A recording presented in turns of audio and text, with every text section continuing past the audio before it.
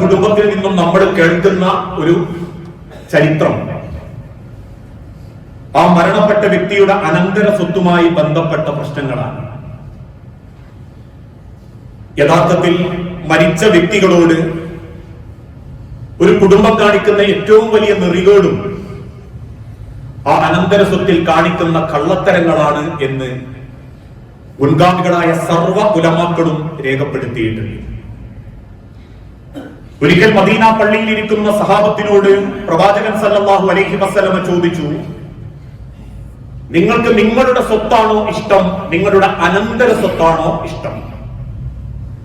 എന്റെ വാക്ക് കേൾക്കുന്ന പ്രിയപ്പെട്ട എന്റെ സഹോദരങ്ങളോടും ഇതൊരു ചോദ്യമായിട്ട് ഞാൻ നിങ്ങളോട് ചോദിക്കുകയാണ്.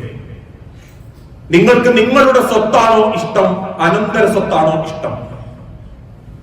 സ്വാഭാവികമായും സഹാബത്ത് ചിന്തിച്ചിട്ട് പറഞ്ഞു, റസൂലേ, ഞങ്ങളുടെ സ്വത്ത് എന്ന് പറഞ്ഞാൽ ഞങ്ങളുടേതാണ്, അനന്തര സ്വത്ത് എന്ന് പറഞ്ഞാൽ അത് മക്കൾക്ക് കൊടുക്കേണ്ടതാണ്.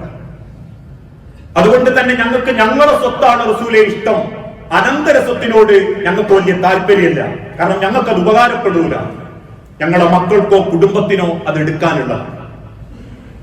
പ്രവാചകൻ സല്ലല്ലാഹു അലൈഹി വസല്ലമ കണ്ണുനീരോടെ കരയാൻ തുടങ്ങി.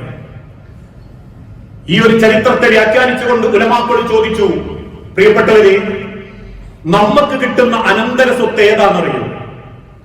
അത് നമ്മൾ ബാക്കി വെച്ച് സമ്പാദിച്ച കോടിക്കണക്കിന്റെ ആസ്തിയുള്ള പറമ്പോ ബിൽഡിങ്ങോ ഫ്ലാറ്റോ ഇതൊന്നുമല്ല.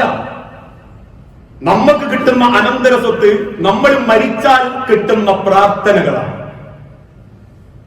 മരിച്ചാലും നമ്മൾക്ക് വേണ്ടി പ്രാർത്ഥിക്കുന്ന ഒരു മനസ്സ് ഈ ലോകത്തുണ്ടെങ്കിൽ, നമ്മളെ സ്വഭാവം കൊണ്ടും പെരുമാറ്റം കൊണ്ടും ഇടപെടലുകളെ കൊണ്ടും നമ്മളെ ഓർക്കുമ്പോഴേക്കും മനസ്സ് തുറന്ന് അയാളെ കവറിങ്ങൊന്ന് നന്നാക്കി കൊടുക്കണേ റബ്ബേന്ന് ഒരാളും പറയാതെ പറയിപ്പിക്കാൻ പറ്റുന്ന ഒരു ജീവിതം ഉണ്ടെങ്കിൽ അത് നമ്മൾ അനന്തര സ്വത്താ. ഈ ലോകത്ത് നിന്ന് മറ്റൊരാളുടെ നാവുകളിലൂടെ കിട്ടുന്ന പ്രാർത്ഥന എന്ന പുണ്യം, അതാ നമ്മൾ അനന്തര സ്വത്ത്. അത് ജീവിച്ചിരിക്കുന്ന കാലത്ത് നമ്മളെ ജീവിതം കൊണ്ട് നമ്മൾ നേടിയെടുക്കേണ്ടതാണ്. പല പള്ളിയിലും അല്ലെങ്കിൽ പല സ്ഥലത്തും മയ്യത്ത് നിസ്കരിച്ച് ഇറങ്ങിപ്പോകുമ്പോൾ ചിലർ പറയാറില്ലേ, എന്തൊക്കെ കാണിച്ച മനുഷ്യനാ, 3 തുണി പോകുന്ന പോക്ക് കണ്ടോ? വേറെ ചിലർ പറയും, അൽഹംദുലില്ലാ നല്ലൊരു മനുഷ്യനായിരുന്നു, പടച്ചോൻ എനിക്ക് കബറങ്ങ് വിശാലാക്കി കൊടുക്കട്ടെ എന്ന്. വേറെ ചിലർ പറയും, ആളൊക്കെ ദീനിയാണെങ്കിലും ഒരു 5 പൈസന്റെ ഗുണം ചെയ്യൂലായിരുന്നു, ഉള്ളതിലൊക്കെ നെഗറ്റീവും കണ്ട് കുത്തിത്തിരിപ്പുണ്ടാക്കി, കുടുംബത്ത് പ്രശ്നം ഉണ്ടാക്കി, നിസ്കാരമല്ലാണ്ട് വേറൊരു യോഗ്യത അയാൾക്കില്ലായിരുന്നു എന്ന് പറയുന്നവരുണ്ട്. ആലോചിച്ചു നോക്കൂ, ഒരു മരണ വാർത്ത കേൾക്കുമ്പം ആരും അറിയാതെ തന്നെ പറയാതെ തന്നെ മനസ്സറിഞ്ഞിട്ട് നമുക്ക് വേണ്ടി ഒരു ഇന്നാലില്ലാഹി ചെല്ലുന്നവരും, കുടുംബക്കാരനായി പോയതിന്റെ പേരിൽ നിസ്കരിച്ചിട്ടില്ലേ മാറ്റാരി ചോദിക്കല്ലോ എന്ന് പേടിച്ച് വന്നെന്ന് നിസ്കരിക്കുന്നവനും രണ്ടും രണ്ടാ. രണ്ട് പ്രാർത്ഥനയും രണ്ടാ. അതുകൊണ്ടായി കഴിഞ്ഞ ദിവസം പോലും മരണപ്പെട്ട ചില മരണ വാർത്തകൾ കേട്ടപ്പോ പലരും മനസ്സറിഞ്ഞ് പറഞ്ഞില്ലേ, അല്ലാഹുവേ കബറിഞ്ഞ് നന്നാക്കി കൊടുക്കണേന്ന്. ചില മരണങ്ങൾ കേട്ടപ്പോ ആളുകളുടെ പെരുമാറ്റം കൊണ്ട് പുഞ്ചിരി കൊണ്ടുപോലും മനസ്സ് സ്ഥാനം പിടിക്കുന്നവരില്ലേ, ചെയ്തു കൊടുക്കുന്ന ഉപകാരം കൊണ്ട് ഇടപെടലുകളെ കൊണ്ട്. നമ്മളൊക്കെ പറയാറുണ്ട്, ഇക്കഴിഞ്ഞ ദിവസം പോലും സഹോദരൻ അക്ബർക്ക മരണപ്പെട്ടപ്പോ പോലും ആളറിയാത്ത പലരും, അതല്ലെങ്കിൽ കണ്ടുപരിചയമുള്ളവരും, നമ്മളടക്കം ഞാനടക്കം മനസ്സുകൊണ്ട് പറഞ്ഞു പോയിട്ടുണ്ട്, പടച്ചോനെ എനിക്ക് കബറിഞ്ഞ് നന്നാക്കി കൊടുക്കണേ. മനുഷ്യന്റെ ഇടപെടലുകളാണ്, സ്നേഹമാണ് ഒരു മനുഷ്യന്റെ പ്രാർത്ഥനയായി തിരിച്ചു കിട്ടുക. ആയ കാലത്ത് വീറും വാശിയും പകയും കാണിച്ച് തമ്മിലടിച്ച് മത്സരിച്ച് ആൾക്കാരെ കുറ്റം പറഞ്ഞു നടന്ന തരൂല പടച്ചോൻ ഒരു നാവുകൊണ്ട് ഒരു പ്രാർത്ഥന ചെല്ലുന്നുണ്ടെങ്കിൽ പോലും അതിനൊരു വർക്കത്തും ഉണ്ടാവില്ല. ആളെ പേടിച്ചിട്ടും കുടുംബക്കാരെ പേടിച്ചിട്ടും മയ്യത്ത് സ്കരിക്കാൻ വന്നവന്റെ അള്ളാഹുനേക്കാളും പുണ്യുണ്ട് കേട്ട വാർത്തയിൽ നെഞ്ചു പൊട്ടിയിട്ട് അള്ളാഹു ഇന്നാലില്ലാഹി വ ഇന്നാ ഇലൈഹി റാജിഊൻ എന്ന് പറയുന്നവന്റെ പ്രാർത്ഥനയ്ക്ക് അത് ഉണ്ടാക്കണം. അത് ജീവിച്ചിരിക്കുന്ന കാലത്ത് ഉണ്ടാക്കാൻ പറ്റുന്നതാണ്. ആ കാലത്തൊക്കെ മത്സരിച്ചോടി പൈസ ഉണ്ടാക്കാനും തമ്പ് തല്ലാനും ആൾക്കാരെ കുറ്റം പറയാനും തോളിലിരുന്ന് ചെവി കടിക്കാനും അസൂയ മുട്ടി ഈഗോ കാണിച്ച് മത്സരിക്കാനും പോയാ ഈ ദുനിയാവിൽ ചിലപ്പോൾ മയ്യത്ത് സ്കരിക്കാനൊക്കെ കുടുംബക്കാർ 10-50 ആൾക്കാരോ അല്ലെങ്കിൽ പള്ളിയിൽ ഒരു 4-5 സഫൊക്കെ ആളുണ്ടാവും. എങ്ങനെയോ ഒഴിവാക്കാതെ കരുതിയിട്ട് തോളിലെടുത്ത് കണ്ണമ്പറമ്പിലോ മന്മണ്ടപ്പള്ളിയിലോ കൊണ്ട് ചടക്കാനും ആളുണ്ടാവും. പക്ഷെ മനസ്സ് തുറന്നൊരു പ്രാർത്ഥന അള്ളാന്റെ അരികിലേക്ക് എത്തിയിട്ടുണ്ടാവില്ല. അതുകൊണ്ടാണ് ബെടക്കടക്ക് ഓർമ്മപ്പെടുത്തിയതും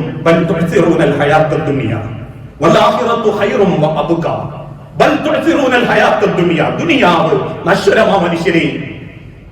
ഇന്ന് എന്റെ കയ്യിൽ കിടക്കുന്ന പണം ഇന്നലെ ആരോ ഉപയോഗിച്ചതാ. ഇന്ന് ഞാൻ താമസിക്കുന്ന വീടും സ്ഥലവും മുൻപേതോ തറവാട്ടുകാർ താമസിച്ചതാ. നാളെ എന്റെ ആ പോക്കറ്റിൽ കിടക്കുന്ന ഇന്നത്തെ 10 രൂപയോ 100 രൂപയോ നാളെ ഏതെങ്കിലും ഒരു പോക്കറ്റിൽ കിടക്കേണ്ടതാ. ഒരിക്കലും മരിക്കാത്ത അവസാനിക്കാത്ത റബ്ബിന്റെ കോടതിയിൽ ആ പരലോകത്തേക്കുള്ള ഒരു യാത്ര നമ്മൾ ആരംഭിച്ചു കഴിഞ്ഞിട്ടുണ്ടെങ്കിൽ, അഥവാ ജനിച്ചത് ആരംഭം, ഇനി കാത്തിരിക്കാനുള്ളത് മരണം മാത്രമാണെങ്കിൽ, ആ മരണത്തിലേക്ക് നടന്നെടുക്കുന്ന നമ്മുടെ ജീവിതത്തിൽ നമുക്കുണ്ടാവേണ്ട ഏറ്റവും വലിയ സമ്പാദ്യം മരിച്ച ഒരു മനസ്സിലൊരു വെറുപ്പ് തോന്നാതെ ആ കബറിങ് ഒന്ന് വിശാലാക്കി കൊടുക്കണേ റബ്ബെ, ആ കുടുംബത്തിന് ഒരു സമാധാനം കൊടുക്കണേ എന്ന് റബ്ബെ എന്ന് പ്രാർത്ഥിക്കുന്ന മനുഷ്യരെ, സൗഹൃദങ്ങളെ, ബന്ധങ്ങളെ ഉണ്ടാക്കിയെടുക്കലാ പുണ്യം. അല്ലാതെ നാട്ടുകാരെ സമൂഹത്തിനെ കാണിക്കാൻ ഇസ്ലാമിന്റെ നടുക്കണ്ടങ്ങളായി ജീവിച്ചിട്ടും കുടുംബത്തിലെ സ്വത്ത് തർക്കവും പെണ്ണുങ്ങളോടുള്ള അനീതികളും അതല്ലെങ്കിൽ രക്ഷിതാക്കളെ നോക്കാതെയും ബാപ്പനോടും ഉമ്മനോടുള്ള കടമയൊന്നും ചെയ്യാതെ നാട്ടിലൊരു നല്ല വേഷം കെട്ടി നടന്ന പരിഗണനയും കിട്ടും, ആളും കൂടും, നാട്ടുകാർ പൊലിപ്പിക്കും, പത്രത്തിലും വരും, പടച്ചോന്റെ അക്കൗണ്ടിലുണ്ടാവില്ല. ആ തിരിച്ചറിവാണ് അള്ളാഹു പറഞ്ഞ മരണബോധം. ആ ബോധമാണ് റസൂലുള്ളാഹി പഠിപ്പിച്ച മരണം എന്ന യാഥാർത്ഥ്യം. അങ്ങനെ ആവണം ഇനി അങ്ങോട്ട് നമ്മുടെ ജീവിതത്തിൽ. ഈ ദുനിയാവിലെ സർട്ടിഫിക്കറ്റിനേക്കാൾ ആരും പറയാതെ അറിയാതെ മനസ്സറിഞ്ഞ് പ്രാർത്ഥിക്കുന്ന ഒരു സ്വഭാവത്തിന്റെ ഉടമകളാവാൻ, വാക്കുകൊണ്ടും നോക്കുകൊണ്ടും സ്നേഹം കൊടുക്കാൻ, ആരെയും കുറ്റപ്പെടുത്താത്ത, തെറി പറയാത്ത, പരദൂഷണം പറയാത്ത, ബന്ധങ്ങൾ മുറിക്കാത്ത, ആരൊരു ഉൾപ്പെയും അപഹരിക്കാത്ത, മരിച്ചു പോകുമ്പോൾ ഒരു ബാധ്യതകളോ സങ്കടങ്ങളോ ഇല്ലാതെ അള്ളാഹുവിന്റെ അരികിലേക്ക് മടങ്ങാൻ പറ്റണം.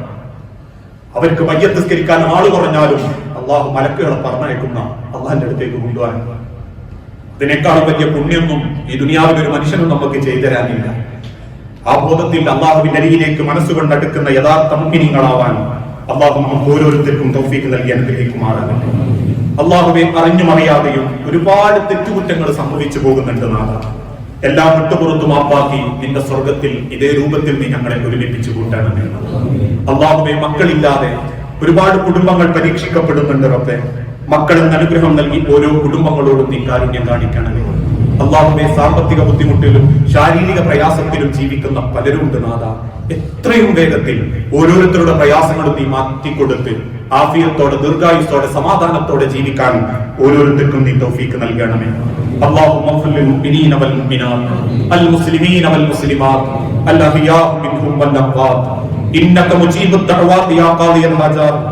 اللهم أعز الإسلام والمسلمين وأذل الشرك والمشركين. اللهم أجرنا من النار. اللهم أجرنا من النار. اللهم أجرنا من النار. അള്ളാഹുവെ, പ്രാർത്ഥിക്കണമെന്ന് വസിയത്ത് തന്നവരുണ്ട്. അസുഖം ബാധിച്ച് ഹോസ്പിറ്റലിൽ വെന്റിലേറ്ററിൽ അടക്കം കിടക്കുന്ന രോഗികൾ, നാഥ, എന്താണോ എല്ലാവർക്കും ഹൈറായത് ആ ഹൈറിലേക്ക് നീ എളുപ്പം എത്തിക്കുകയും മനസ്സിന് ആശ്വാസവും ക്ഷമയും നൽകി ഓരോരുത്തരോടും നീ കാരുണ്യം കാണിക്കണമേ. നാഥ, നിന്റെ വിളിക്കുത്തരം നൽകി നിന്നിലേക്ക് മടങ്ങിയ ഞങ്ങളുടെ പ്രിയപ്പെട്ട കുടുംബാംഗങ്ങൾ, സഹോദരങ്ങൾ, സുഹൃത്തുക്കൾ, മാതാപിതാക്കൾ, മക്കൾ, ഭാര്യമാർ, ഭർത്താക്കന്മാർ, പ്രാർത്ഥിക്കാൻ വസിയത്ത് തന്ന അക്ബർക്കരുടെ കുടുംബം, അതോടൊപ്പം തന്നെ സഹോദരൻ റഷീദ് കയുടെ കുടുംബം, നിരവധി ആളുകൾ റബ്ബേ നിന്റെ അടുത്തേക്ക് മടങ്ങിയിട്ടുണ്ട്. ഖബർ വെളിച്ചമാക്കി കൊടുക്കുകയും പാപങ്ങൾ പൊരുത്തപ്പെട്ട് പുറത്ത് ഏറ്റവും നല്ല ഒരു ജീവിതം ഖബറിലും ആഖിറത്തിലും ഓരോരുത്തർക്കും നീ പ്രദാനം ചെയ്യണമേ. പല മരണങ്ങളെ കൊണ്ടും വേദനിക്കുന്ന മനസ്സുകളെ ക്ഷമയോടെ നേരിടാൻ അല്ലാഹുവേ നീ ഓരോ മനസ്സിനും ശക്തി നൽകണമേ.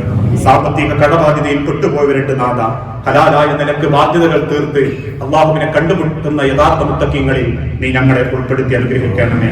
റബ്ബനാ ആതിനാ ഫിദ്ദുനിയ ഹസന വഫിൽ ആഖിറതി ഹസനത വഖിനാ അദാബന്നാർ.